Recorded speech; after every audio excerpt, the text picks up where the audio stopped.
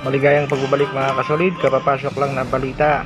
Manuel Navarrete suspendido na. Bob Arum nauna pang nagdesisyon na sa Sisak. Chavez Singson na umalma naman na. Tensyon sa pagitan ng kampo ni Casimiro at kampo ni Nonito Donaire Jr. lalong umiinit. Yan ang ating mga pag-uusapan pero bago yan mga kasolid, pa-like, pa-share at pa-subscribe na rin ng ating munting channel.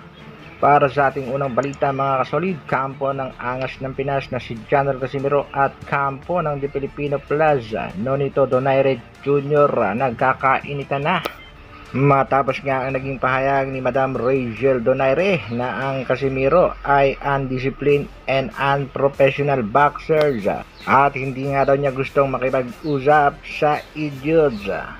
Yan ang naging response ni Rachel Donaire sa tila paghahamon itong si Kuya Loves Jason Casimiro dito kay The Filipino Plus Donaire Jr. na di umano'y labanan ang kanyang kapatid na si Angas ng Pinas.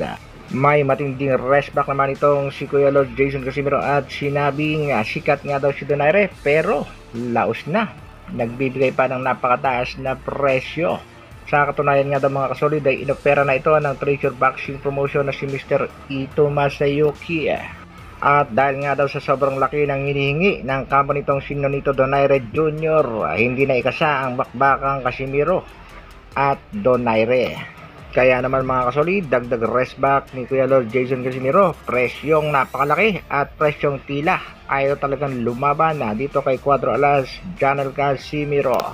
At dahil nga sa pangyayari ito mga kasolid, mas lalong lumabo na ang tsansa na makita pa nating maglaban ang dalawang sikat na Pinoy boxer at dalawang magagaling, Nonito Donaire Jr. at Angas ng Pinas, Casimiro. Sa kabilang balita naman mga kasolid, dahil nga sa nag-apela itong kampo ni Charlie Suarez, particular na itong si Mr. Chavez Singson, ay nagbigay nga itong California State Athletic Commission na nare-reviewin nga ito at magbibigay ng final decision sa buwan ng June 2. Posible nga daw mabago ang resulta. Pwedeng mauwi sa no contest at pwede rin pumabor kay Suarez. Technical knockout sa round number 8.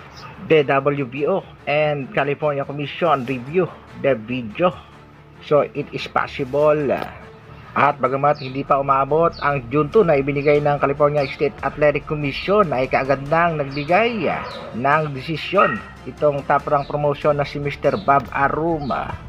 Tila nga hindi papayag na makuha ni Charlie Suarez ang inaasam na technical knockout kontra Navarrete dahil sa latest na pahayag nitong si Bob Arum, unfair daw kay Navarrete kung sakaling TKO ang ibibigay ng Zizak.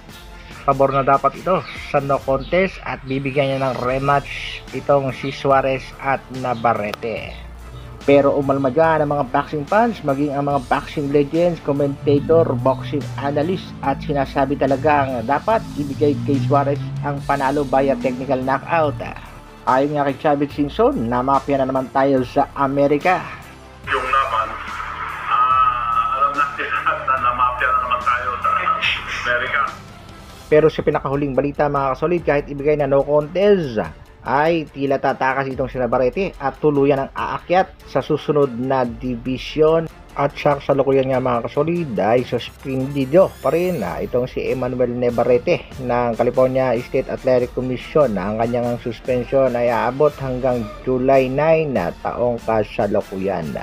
Hanggang dito na lang muna mga kasolid. Maraming salamat sa patuloy na pagsuporta at panonood. Pa-like, pa-share at pa-subscribe ng ating video. Mabuhay, Dr. Alvin Vlogs. Brrrr.